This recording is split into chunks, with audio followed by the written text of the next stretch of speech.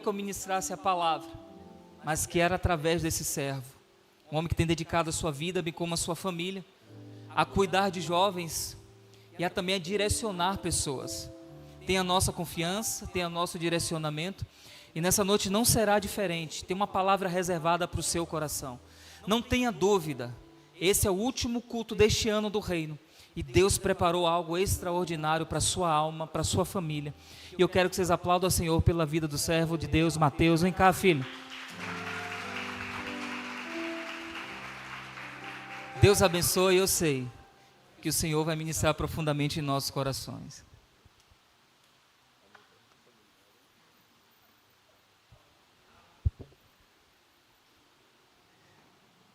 Saúde a igreja com a graça e a paz do Senhor, amém? Eu confesso que sempre que sou chamado para ministrar, o coração acelera. E hoje não foi diferente. E agora o pastor Elton acabou de elevar a quinta potência, a responsabilidade. Mas o Senhor colocou uma palavra no meu coração e eu gostaria de compartilhar essa palavra com os irmãos. Abram as vossas Bíblias no livro de Colossenses.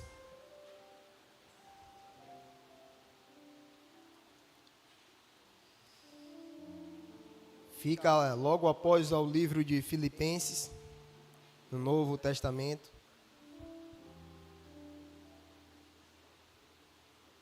Capítulo de número 1, no verso de número 13.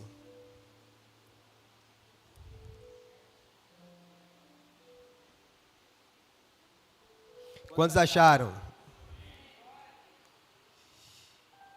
Leremos. Ele nos libertou do poder das trevas e nos transportou para o reino do seu Filho amado.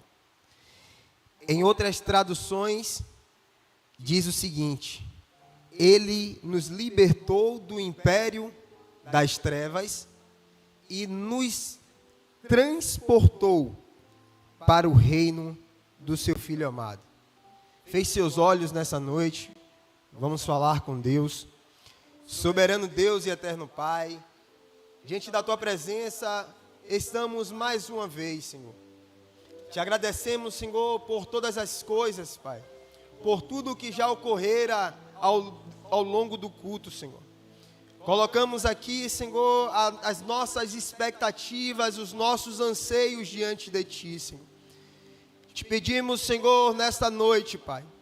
Ó Deus, que não seja as minhas convicções, que não seja os meus anseios, Pai, mas que o Teu Santo Espírito fale à Tua igreja, Senhor. Fala aos nossos corações, Senhor, da maneira que o Senhor quer, Pai. Assim eu oro e Te agradeço em o nome do Senhor Jesus. Amém.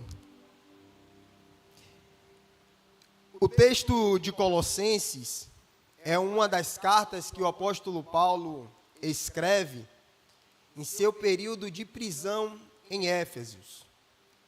O apóstolo Paulo, ele encontra-se preso, só que ele não parava de ensinar, de exortar a igreja. E eu gostaria de falar um pouco sobre o império. Ao longo da história, existiu alguns impérios.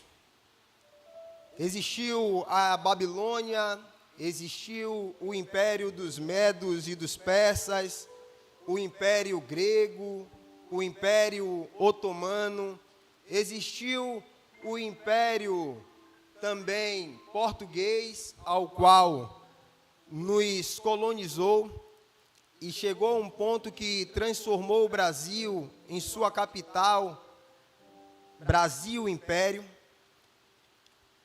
Os imperadores, eles não eram simplesmente donos de um reino apenas. A concepção império ou imperador é trazido porque um rei de uma potência tomava outras potências, ganhava, conquistava em batalhas outras potências e subjugava essas potências, impondo para eles os seus costumes, impondo para eles a sua cultura, impondo para eles também a sua religião. E assim aconteceu também conosco aqui no Brasil. Ao sermos colonizados, o império impôs os seus costumes. Todo imperador, quando tomava certa nação, ele modificava as características, as vestimentas, eles modificavam até mesmo a fala. Por exemplo, no Império Português, quando é estabelecido aqui, a nossa língua original era o Tupi-Guarani. E hoje nós não falamos mais Tupi-Guarani. Por quê? Porque durante muitos anos nós fomos colonizados por este império, Império Português, que mudou a nossa forma de nos vestirmos, de falarmos, de conversarmos e até mesmo modificou nossos hábitos alimentares. Nós somos frutos de uma colonização europeia. E a Bíblia traz consigo, lá no livro de Daniel, um texto em que Daniel faz uma profecia através da revelação de um sonho para o rei Nabucodonosor. Daniel diz que haveria um reino que se levantaria e dominaria todos os outros reinos. Haveria um reino que se levantaria e dominaria o império. Veja, o império ele era dotado de muitos cavaleiros. O império ele era dotado de eles tinham uma potência de guerrilha, uma potência bélica muito grande.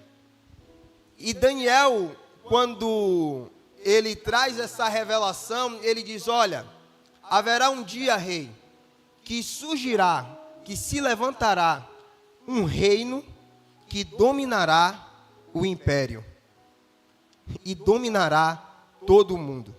Eu gostaria de convidar os irmãos a abrir as suas Bíblias no livro de Daniel, do profeta Daniel, no capítulo de número 2, para que nós possamos compreender melhor acerca daquilo que Deus colocou ao meu coração e Ele quer falar também ao seu coração. Daniel, capítulo de número 2.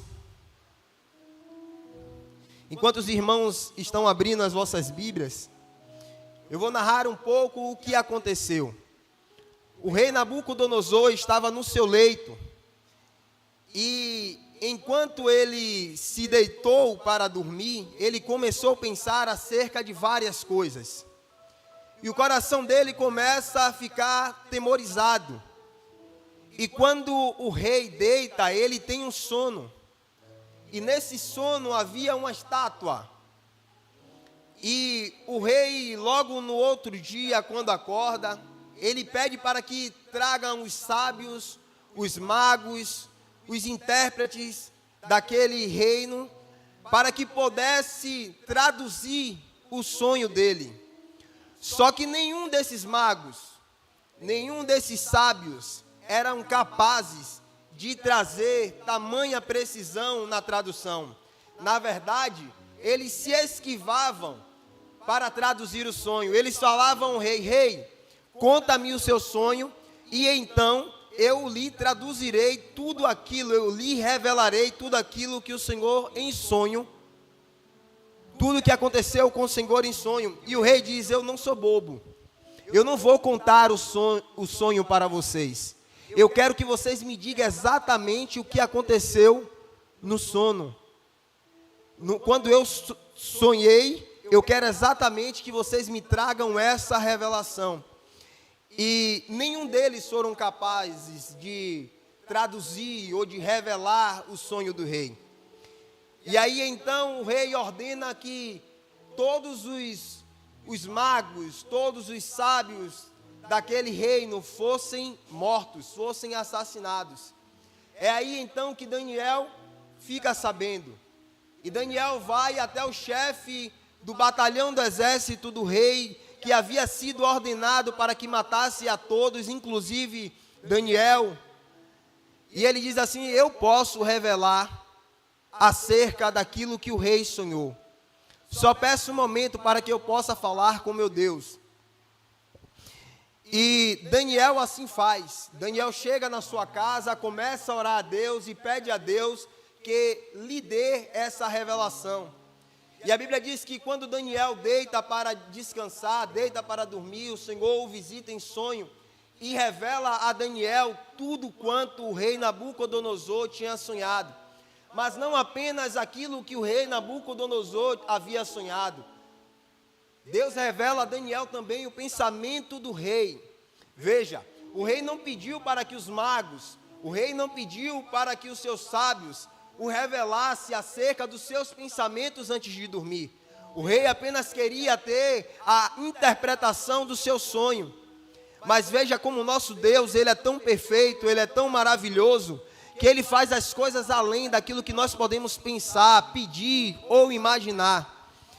Vamos ler o texto aqui, a partir do versículo número 27, do capítulo de número 2 de Daniel. Daniel respondeu na presença do rei: o mistério que o rei exige, nem os sábios, nem magos, nem encantadores podem revelar. Mas há um Deus no céu que revela os mistérios. Pois fez saber ao rei Nabucodonosor o que vai acontecer nos últimos dias. Os sonhos e as visões que o rei teve quando estava em sua cama são estes. Quando o Senhor, ó rei, estava na sua cama, surgiram em sua mente pensamentos a respeito do que vai acontecer no futuro. Deus, que revela os mistérios, revelou ao Senhor o que vai acontecer. Quanto a mim, este mistério me foi revelado, não porque existia em mim mais sabedoria do que em todos os outros homens, mas para que a interpretação fosse revelada ao rei, e para que ele entenda o que passou pela sua mente.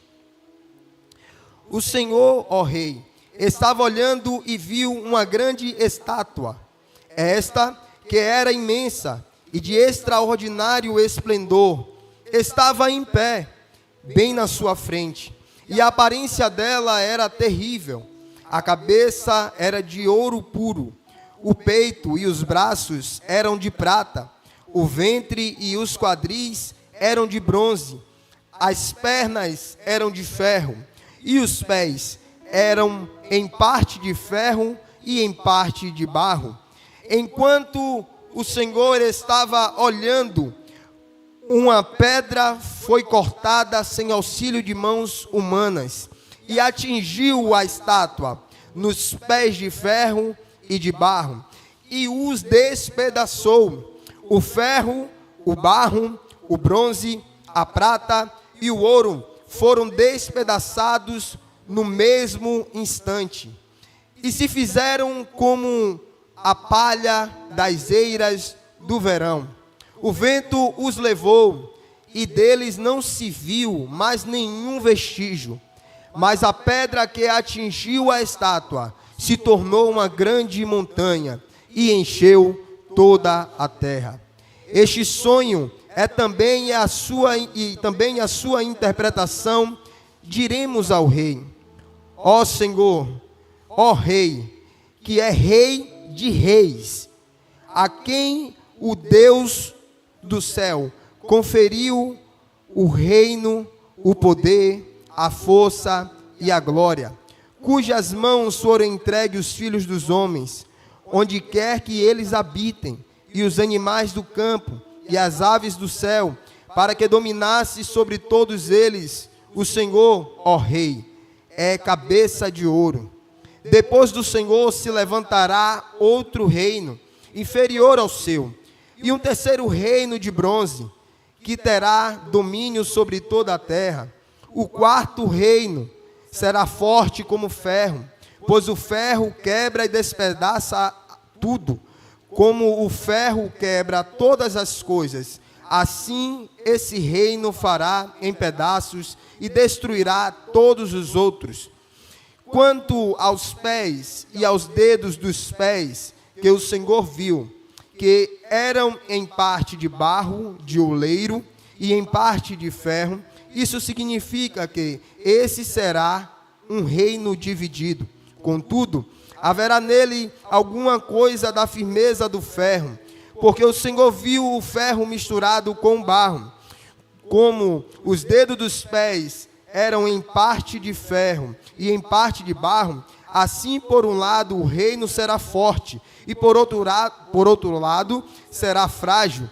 Quanto ao ferro misturado com barro, que o Senhor viu, isso significa que procurarão se misturar por meio de casamentos, mas não se ligarão um ao outro. Assim como o ferro não se mistura com o barro. Mas nos dias desses reis, o Deus do céu levantará um reino que jamais será destruído, e que não passará para outro povo. Esse reino despedaçará e consumirá todos esses outros reinos, mas ele mesmo subsistirá para sempre. Assim como o rei viu o monte, foi cortada uma pedra, sem auxílio de mãos humanas, e ela despedaçou o ferro, o bronze, o barro, a prata, o ouro. O grande Deus revelou ao rei o que vai acontecer no futuro. Certo é o sonho e fiel a sua interpretação. O profeta Daniel, ele traz consigo uma revelação poderosíssima sobre todos os reinos que já passou neste mundo.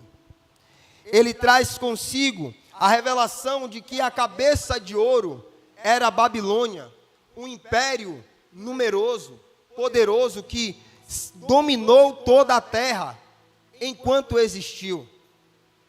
A palavra de Deus diz que tu és rei de reis.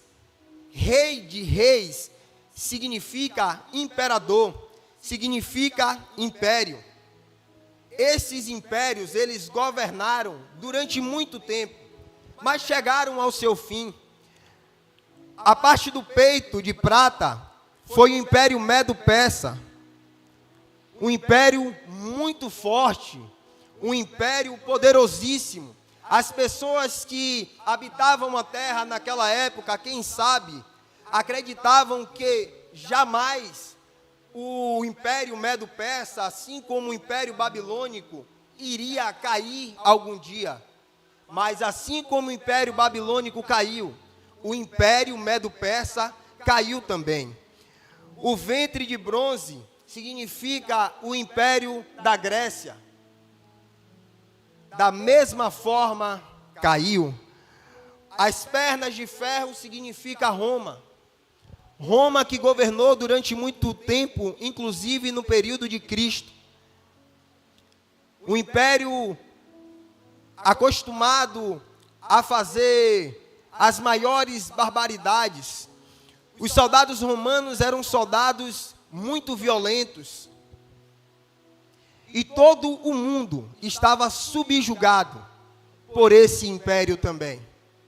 Mas assim como todos os outros impérios, chegou o momento do seu fim. Todos os impérios mundanos, eles têm começo e eles têm um fim. Só que em Colossenses, no capítulo de número 1, apóstolo Paulo, um homem de Deus, ele diz que o Senhor nos resgatou do império das trevas, do império mundano, e nos transportou para o reino do seu Filho amado. Reino esse profetizado há muito tempo atrás por Daniel. Daniel diz que uma pedra foi cortada não por mão de homens e foi arremessada aos pés da grande estátua, que significa os impérios do mundo, que significa o império mundano. E essa pedra, ao bater aos pés da estátua, fez com que a estátua caísse por terra. Essa pedra aqui é Jesus. Essa pedra é a igreja preciosa de Cristo, pois nós fomos comprados por Ele, e através dele, todo o império mundano caiu por terra. Engraçado é que o texto diz que a pedra ela era pequena, só que no final do texto, o mesmo texto diz que essa pedra ela se transforma em uma grande montanha. Assim é a história da igreja. Primeiro era Jesus. Antes de Jesus, vem João Batista: arrependei-vos, pois é chegado o reino de Deus. Jesus vem dizendo que o reino de Deus não é comida, não é bebida, mas é paz, é alegria, é gozo no Espírito. Jesus começa o seu ministério, e ali Jesus começa a falar acerca do reino de Deus. Jesus começa a falar de um reino em que não passaria, haveria de passar céus e terra, mas o reino de Jesus, ele é para a eternidade. E Jesus introduz o seu ministério na terra. Jesus começa a trazer a revelação do céu para aquele povo naquela época. A revelação de um reino, não mais um reino corrupto, não mais um reino feito e estabelecido por mão de homens, não mais um reino onde havia a política do pão e do circo. O povo sofria, o povo padecia, mas aquelas pessoas que estavam no poder zombavam, maltratavam, desprezavam. No reino do mundo, o maior é reconhecido como o melhor, mas no reino de Deus, aquele que quiser ser primeiro tem que ser o último. Aquele que quiser ser primeiro tem que servir o seu próximo. Jesus começa a estabelecer um reino de justiça. Jesus começa a estabelecer um reino de paz para com Deus. Pois nós estávamos perdidos, nós estávamos escravizados sobre o império mundano, sobre o império de Satanás, até que o grande libertador das nossas almas nos libertou. E se Jesus nos libertou, haverá uma mudança de vida. Se nós somos libertos por Jesus, nós temos que exalar aquilo que Jesus outrora pregava e nos ensinava e nos exorta até hoje por intermédio da sua palavra. O homem, ele tenta se fortalecer. O império mundano, ele tenta criar conjunções, só que nada disso faz com que ele prevaleça para sempre. Não há nada que possa se levantar na sua vida, na minha vida, que seja eterno. Mas a palavra de Deus, ela sim, ela é eterna. Ela sim prevalece, ela sim rompe as muralhas. Ela sim faz com que todo o império mundano, faz com que todas as barreiras caiam por terra. Daniel, ele nos mostra a fraqueza e a divisão, a instabilidade desse último reino. Quando ele fala que os pés eram de ferro e de barro, como feito por oleiro. Isso traz a fraqueza desses impérios, a fraqueza do reino mundano. Mas o reino de Deus, ele é forte. O reino de Deus, ele prevalece e prevalecerá sobre todo o sempre.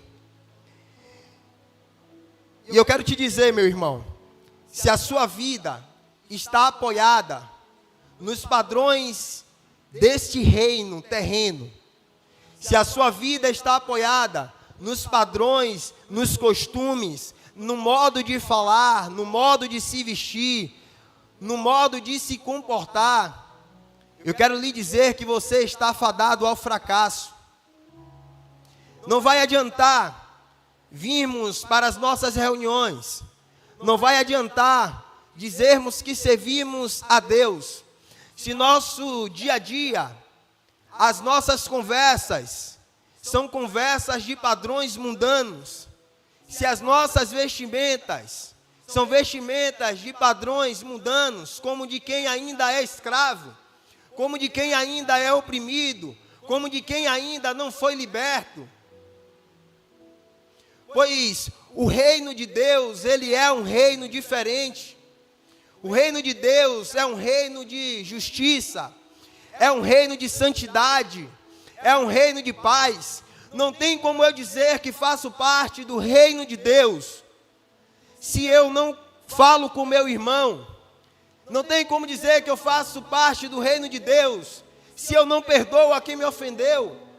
Não tem como dizer que eu faço parte do reino de Deus se o meu comportamento no dia a dia não conota que eu faço parte deste reino. Lembra que eu falei que quando fomos colonizados por Portugal, Portugal mudou a nossa fala. Nós falávamos tupi-guarani, hoje falamos português. Quando nós somos transportados para o reino de Deus, importa dizer que a nossa cultura não é mais a cultura terrena. Importa dizer que a nossa fala não é mais a fala terrena. Eu não penso mais como o mundo pensa. Romanos 12:2 diz: não vos conformeis com este mundo, mas transformai-vos pela renovação do vosso entendimento, para que possais experimentar qual é a boa, perfeita e agradável vontade de Deus. O reino de Deus, ele é diferente de todo o padrão mundano. No reino de Deus não há divisão. No reino de Deus não há acepção de pessoas. O reino de Deus nos pede para sermos transformados de glória em glória. A cada dia das nossas vidas, nós temos que modificar a nossa forma de pensar. Nós temos que modificar a nossa forma de agir. Nós não podemos mais enxergar o mundo com a lupa mundana. Nós temos que enxergar o mundo com a cosmovisão cristã, com o óculos de Cristo, com o óculos das Escrituras Sagradas. Pois as Escrituras Sagradas, ela é a nossa bússola. Ela que nos ensina como é que nós devemos agir no nosso trabalho. Ela que nos ensina como devemos agir dentro das nossas casas. É ela que nos ensina como nós devemos nos comportar em situações complicadas, em situações conflituosas. É a palavra de Deus que nos exorta como nós devemos nos comportar. O reino de Deus, ele é eterno e ele é inabalável. Daniel 2, no capítulo 2, versículo 44, ele faz uma promessa de um reino que jamais seria destruído. Um reino diferente dos impérios que eu falei outrora. Um reino que não é como os reinos humanos, mas é um reino que não terá fim. E o seu trono está em Cristo, ocupado por Cristo. O justo, o fiel, o perfeito, o que não falha, o que não perde batalha, aquele que nunca vai te decepcionar, aquele que nunca vai te abandonar. Nas horas em que você mais precisar, ele estará sempre disposto para você. Essa é a proposta do reino de Deus. Em Hebreus, capítulo de número 12, no versículo 28, abra sua Bíblia, você que trouxe. A Bíblia vai nos falar acerca de uma das características do reino de Deus. Hebreus capítulo 12, no verso 28.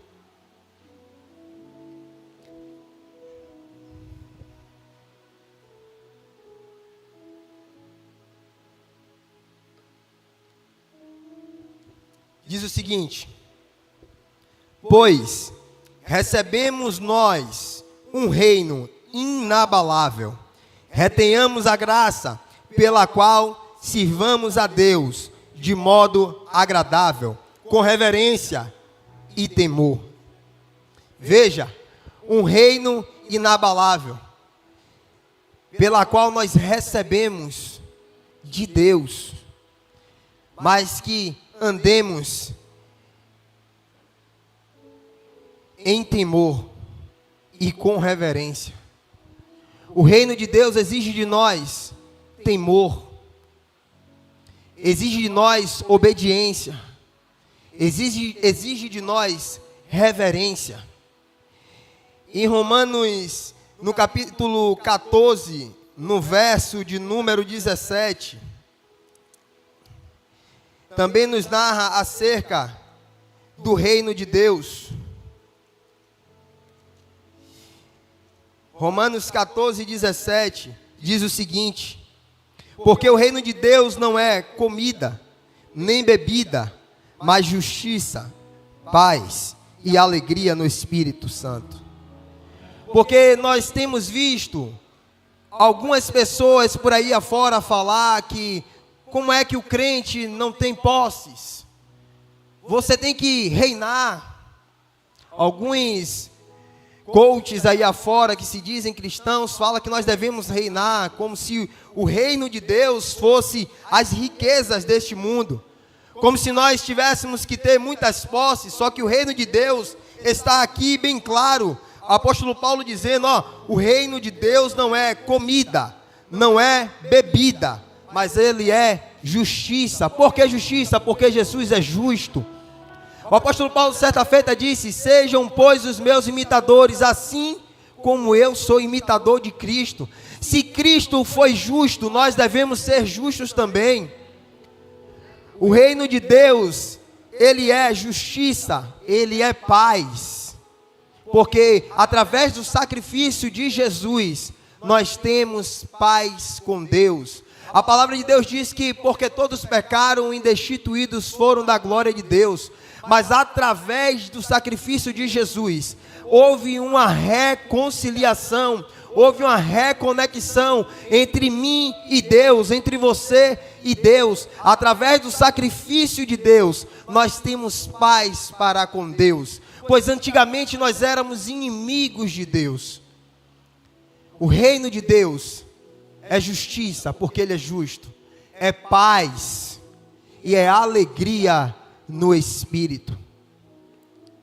Alegria no Espírito, independente das situações, alegria no Espírito, independente se sua conta está cheia ou se sua conta está vazia, alegria no Espírito, se você ganhou um filho, ou alegria no Espírito, se você também perdeu um filho. O reino de Deus é alegria no Espírito.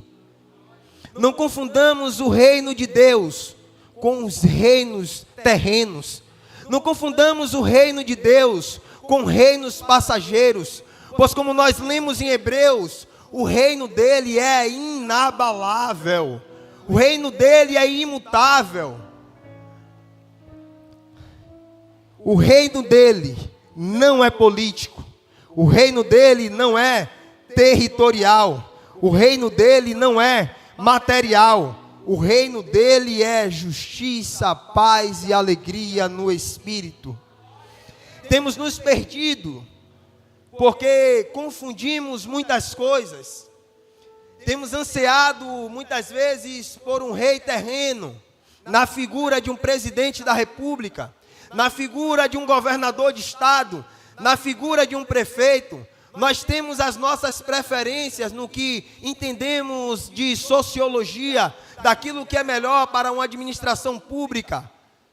Mas nós temos que entender uma coisa: nada disso pode nos abalar. Se político A ganhar ou se político B perder, isso não pode me abalar, isso não pode me entristecer, porque eu não pertenço a este reino terreno, eu pertenço aos céus. Você não pertence à terra, você não pertence ao Brasil. Estamos aqui como peregrinos, como passageiros. O nosso lugar é o céu. Então o que importa se político A ganhou, se político B perdeu, o que importa é estarmos nos céus com Ele, pois o nosso reino não é deste mundo. Eu confesso aos irmãos que, pelos meus estudos, eu tenho as minhas convicções políticas, e muito já me abati, mas quando eu me reconectei com Cristo, tudo o que eu pensava antes, as minhas pretensões, os meus anseios, foram deixados para trás, porque não mais me importa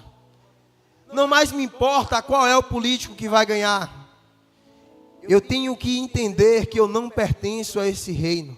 Político A ou político B não tem o poder de transformar quem eu sou. Não tem a minha vida sob o seu controle. Mas o Deus a que eu sirvo, esse sim tem todo o poder de transformar a minha, transformar a sua, transformar a situação do nosso bairro, transformar a situação do nosso estado, transformar a situação do nosso país. Precisamos entender qual é o reino de Deus. Quando a economia cai, o reino de Deus, ele permanece. Quando as coisas, elas saem do nosso controle, ainda assim, o reino de Deus permanece. Pois este reino é um reino eterno. Mas daí, Mateus, como é que entramos neste reino? O que fazemos para entrar neste reino? Agora nós vamos entrar no ponto central da mensagem. Lá em Colossenses, o versículo ao qual nós lemos. E ele nos libertou do império das trevas e nos transportou para o reino do seu Filho amado. Este é o ápice da mensagem. A gente aprendeu o que é império. A gente aprendeu como o reino de Deus se comporta e se manifesta. E a gente vai aprender também da maneira ao qual ele nos transporta.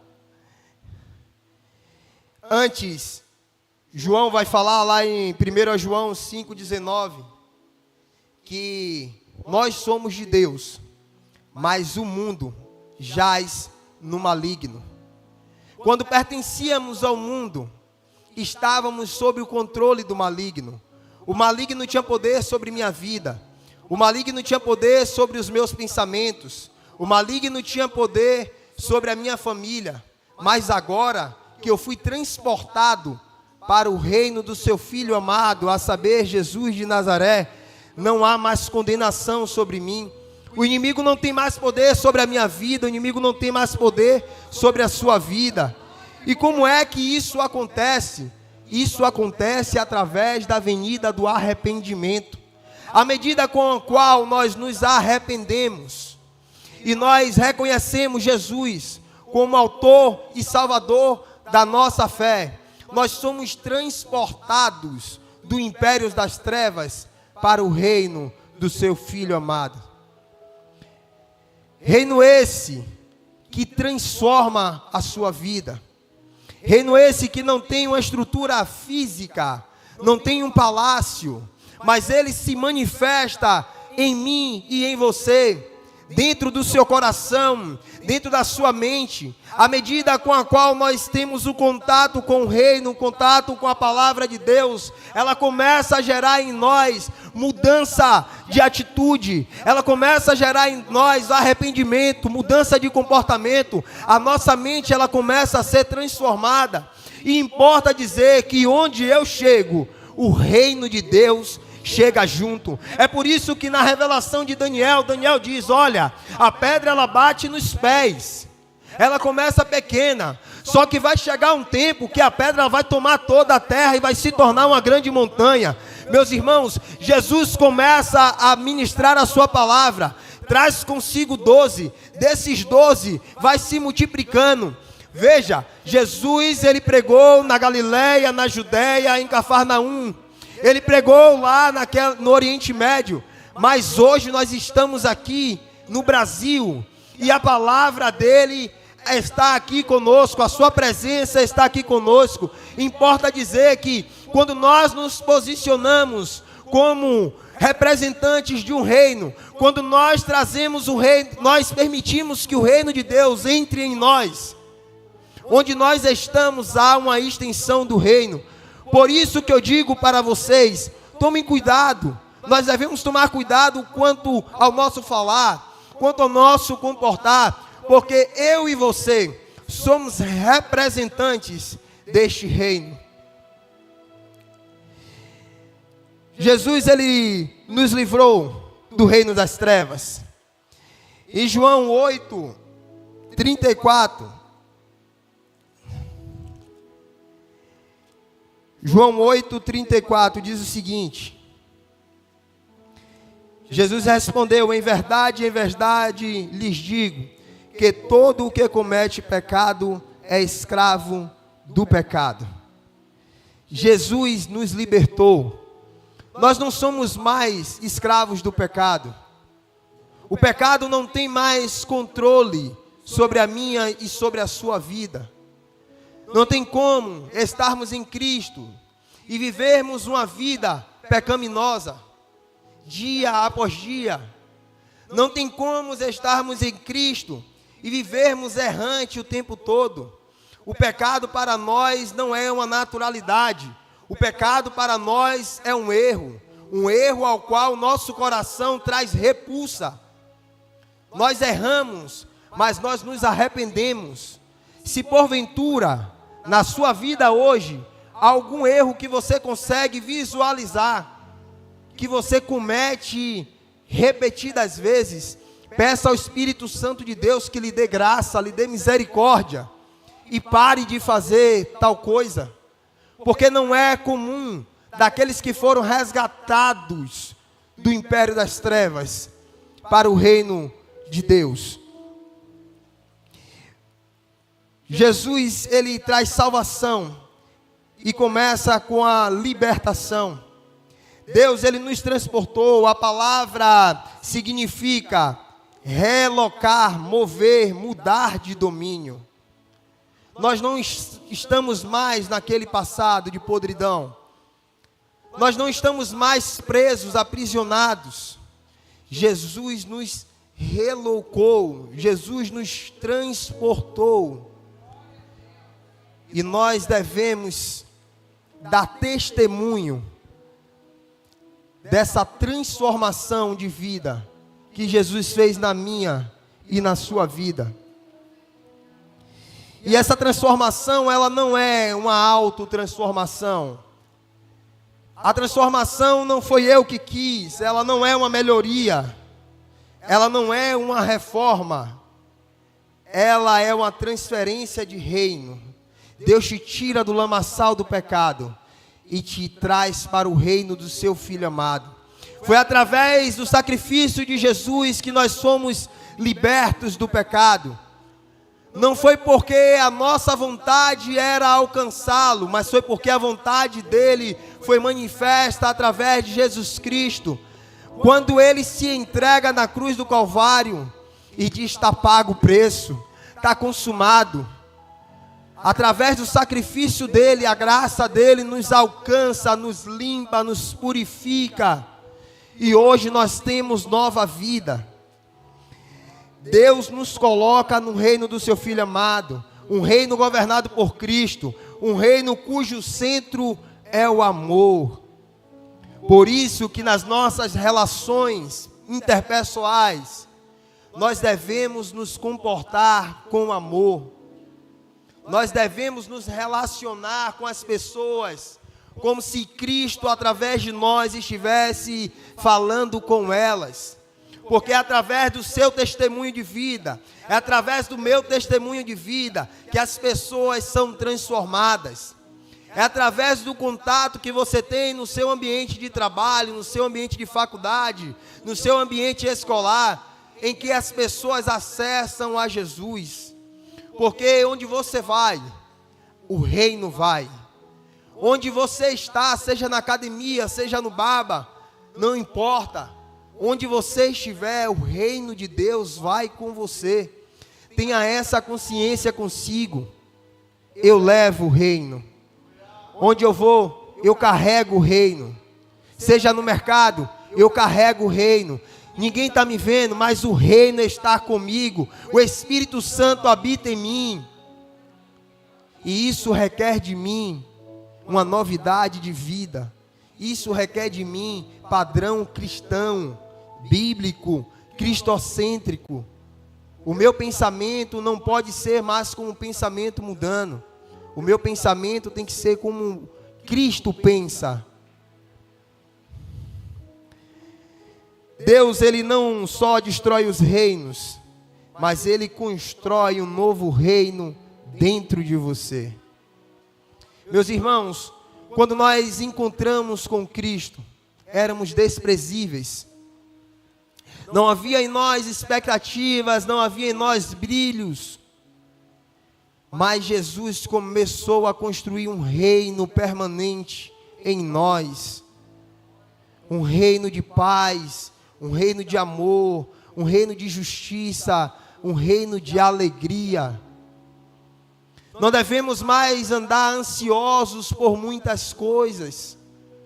Jesus, certa feita, no Sermão da Montanha, disse: se um pai, sendo mau, sabe dar boas coisas aos seus filhos, quanto mais o Pai Celestial dará a vós, quanto pedides. Então, as situações momentâneas que porventura venhamos passar, elas não podem mudar aquilo que Deus estabeleceu em mim e em você. Nós não podemos nos esquecer que estamos aqui como peregrinos, como eu já falei, como passageiros, pois nós não pertencemos a esse reino. Só que caminho para a conclusão, e eu quero dizer aos irmãos que aqui na terra nós temos uma incumbência. Abram suas Bíblias no livro de Efésios, no capítulo de número 6.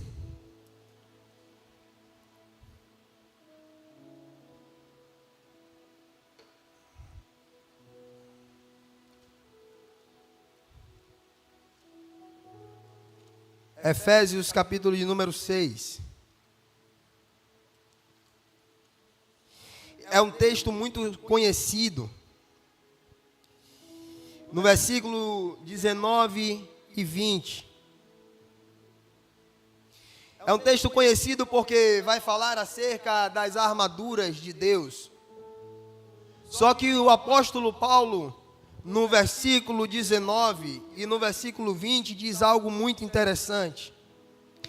E orem também por mim, para que no abrir da minha boca me seja dada a palavra, para com ousadia tornar conhecido o mistério do Evangelho, pelo qual sou embaixador em cadeias, para que em Cristo eu seja ousado para falar, como me cumpre fazer.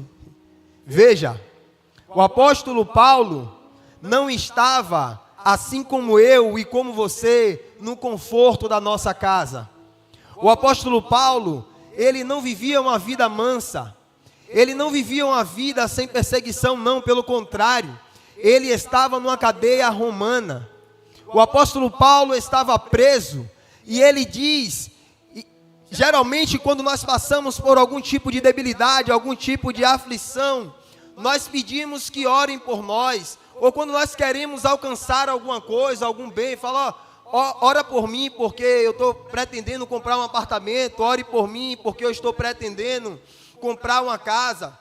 O apóstolo Paulo, ele não se importava com isso. O apóstolo Paulo, ele ora pedindo aos irmãos que orassem por ele, para que Deus desse a ele revelação da palavra, para que ele continuasse escrevendo acerca dos mistérios de Deus.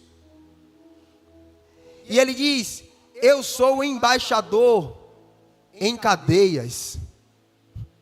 Veja, para o apóstolo Paulo, o espaço físico não tinha o poder de limitar a ação de Deus através da vida dele. Nenhuma circunstância tem o poder de limitar o que Deus é capaz de fazer na minha e na sua vida. Nenhuma circunstância pode nos impedir de professar Jesus como o autor e salvador da nossa fé. Se o apóstolo Paulo, prisioneiro, ainda assim ele ministrava o evangelho, ainda assim ele exortava, ainda assim ele ensinava. O que é que estamos fazendo nós, vindo para a igreja quarta, vindo para a igreja sexta, domingo pela manhã, nas reuniões, e não somos embaixadores do reino? Algo de errado está acontecendo conosco. O Espírito Santo de Deus nos chama hoje para olharmos para dentro de nós, para que possamos modificar a nossa forma de nos relacionarmos com Deus e de proclamarmos Deus mundo afora. Precisamos ser embaixadores desse reino. Precisamos sim falar daquilo que Ele fez por mim e fez por você. Não é uma responsabilidade meramente dos pastores da igreja, mas é uma responsabilidade individual, porque o meu testemunho talvez não alcance o coração de determinada pessoa, mas o seu testemunho já vai alcançar. Então nós temos que sair por aí proclamando acerca do reino de Deus, proclamando que Deus tem todo o poder para transformar, para nos transportar do reino das trevas para o reino do seu Filho amado. Gostaria de convidá-los a ficar sobre os seus pés, para que possamos orar a Deus, pedindo a Ele que nos dê clareza de entendimento. Você vai sair daqui hoje, vai ir para a sua casa, mas que você chegue em casa e você continue a refletir acerca daquilo que o Senhor ministrou ao seu coração por intermédio da palavra. Eu te convido a orar nesta noite, a pedir ao Senhor que, assim como o apóstolo Paulo pediu, que a você seja dada a revelação dos mistérios acerca da palavra de Deus. Eu quero te encorajar a sair daqui e a primeira pessoa que você encontrar, você falar do amor de Deus, porque você carrega dentro de si algo preciosíssimo. Você carrega dentro de você o Espírito Santo da verdade. Você carrega dentro de você o reino de Deus. Reino esse que é capaz de transformar vidas. Reino este que é capaz de transformar o bairro ao qual nós vivemos. Nós devemos sair por aí e proclamar o reino de Deus. Assim como Jesus proclamara, assim como João Batista proclamava: arrependei-vos, porque é chegado o reino de Deus. Bem verdade que este reino já chegou, e através dele nós temos paz para com Deus. Feche seus olhos. Soberano Deus e eterno Pai, Senhor, eu te peço, ó Deus, pela vida dos meus irmãos, Senhor. Senhor, que o Senhor abra o nosso entendimento para discernir acerca de quem Tu és, para que o Senhor nos chamou, quais são os nossos atributos, o que é que o Senhor deseja de nós, Senhor. Senhor, encoraja o Teu povo, ó Deus, para que possa proclamar o Teu reino, para que possa proclamar às nações acerca da Tua bondade, acerca da Tua justiça, acerca da tua fidelidade, acerca do seu amor, acerca de quem nos salvou, de quem nos regenerou, pois nós não merecíamos, nós não éramos dignos, mas fomos alcançados pelo seu amor. Senhor, que haja a extensão do seu amor, Pai, que cada pessoa que aqui adentrou nessa noite, ao sair, possa proclamar o aceitável ano do Senhor, possa proclamar que Jesus é Rei, que Jesus tem todo o poder. Senhor, muda o nosso interior, coloca em nós, Senhor, um sentimento profundo, Senhor, de falar a respeito das suas maravilhas. Precisamos muito de Ti, Senhor, precisamos muito, Senhor, que o Senhor nos toque. Senhor, tira o sono se for possível, Pai, mas que saiamos daqui nesta noite, com o nosso coração desejoso de falar acerca das suas maravilhas, que saiamos daqui dessa noite, com o coração desejoso de falar daquilo que o Senhor fez por nós, e que o Senhor continua fazendo, Pai, pois precisamos, Senhor, de Ti, Senhor. Precisamos anunciar o Senhor, precisamos proclamar o Teu reino. Pai, eu Te agradeço por essa oportunidade, Senhor. Eu Te agradeço, Senhor Deus, por poder falar do Teu amor, Pai. Obrigado, Jesus. Obrigado, Senhor.